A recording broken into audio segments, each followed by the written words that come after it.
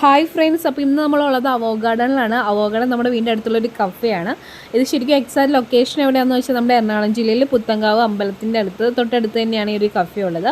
ഈ ഒരു കഫേയുടെ പ്രത്യേകത എന്ന് പറയുന്നത് നമുക്ക് പുതിയതായിട്ടുള്ള ഫ്രഷ് ആയിട്ടുള്ള ജ്യൂസും അതേപോലെ തന്നെ മൊജിറ്റോസ്, ബർഗർ, സാൻഡ്വിച്ച് അങ്ങനെ എല്ലാ ഐറ്റംസും നമുക്കിവിടെ അവൈലബിൾ ആണ്. അതേപോലെ തന്നെ നമ്മളിന്ന് വന്നിരിക്കുന്നത് എന്തിനാണെന്ന് വെച്ചിട്ടുണ്ടെങ്കിൽ ഇവരുടെ ഒരു സ്പെഷ്യലായിട്ടുള്ള ഒരു ഐറ്റമാണ് കണ്ണൂർ കോക്ടെയിൽ. അപ്പോൾ അതൊന്ന് ട്രൈ ചെയ്ത് നോക്കാമെന്ന് പറഞ്ഞു.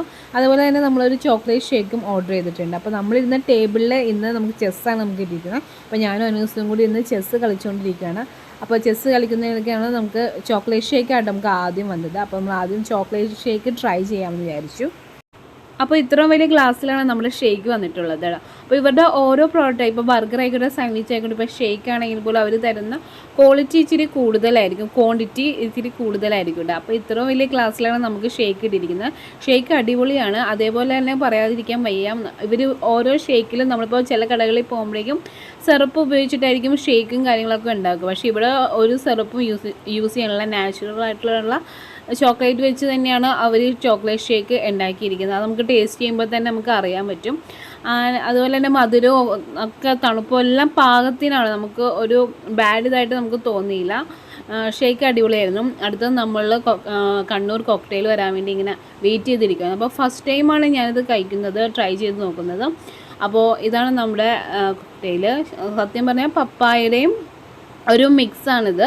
പപ്പായാണ് കൂടുതലായിട്ട് ഇൻഗ്രീഡിയൻസ് ആയിട്ട് അടങ്ങിയിട്ടുള്ളത്. അപ്പോൾ പപ്പായ എനിക്ക് ഓൾറെഡി ഇഷ്ടമല്ല. എനിക്ക് ജസ്റ്റ് ഷേക്ക് അടിക്കാനൊന്നും എനിക്ക് താല്പര്യമില്ല.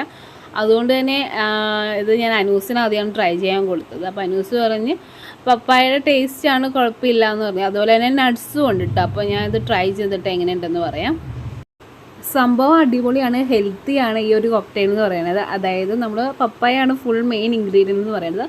പക്ഷേ എനിക്ക് പപ്പായ ഇഷ്ടമല്ലാത്തതുകൊണ്ട് എനിക്ക് കുറച്ചധികം കഴിച്ച് കഴിഞ്ഞപ്പോഴേക്കും എനിക്ക് ആ ടേസ്റ്റ് ഒന്നും മട്ടിച്ചിട്ടോ. പിന്നെ അതിനകത്ത് നട്ട്സ് ആഡ് ചെയ്തിട്ടുണ്ട്, കാഷ്യൂ ആണ് കൂടുതലായിട്ട് ആഡ് ചെയ്തിട്ടുള്ളത്. അതുപോലെ തന്നെ പപ്പായയുടെ കഷ്ണങ്ങളും അതിനകത്ത് കൊടുത്തിട്ടുണ്ട്. അപ്പോൾ നമുക്ക് കഴിക്കുമ്പോഴേക്കും അടിപൊളിയാണ്. അപ്പോൾ ഇത്രയേ ഉള്ളൂ. അപ്പോൾ എല്ലാവർക്കും നമ്മുടെ ഈ വീഡിയോ ഇഷ്ടപ്പെടുന്നതെന്ന് വിചാരിക്കുന്നു. ഇഷ്ടപ്പെട്ടെങ്കിൽ ലൈക്ക് ചെയ്യാനും ഷെയർ ചെയ്യാനും കമൻറ്റ് ചെയ്യാനും മറക്കരുത്. അപ്പോൾ നമുക്ക് അടുത്ത വീഡിയോയിലൂടെ നമുക്ക് കാണാം. Okay, by.